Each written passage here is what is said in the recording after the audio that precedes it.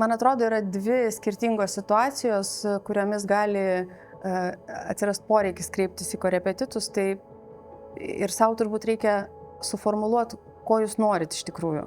Ar užgesinti gaisrą, tai turiu minti, nežinau, kažką, kas yra trumpam periode, kažką, ką reikia, nežinau, išlaikyti egzaminą, parašyti kontrolinį ir kažkaip reikia susigaudyti tas žinias ir užgesinti gaisrą, kuris va dabar dega.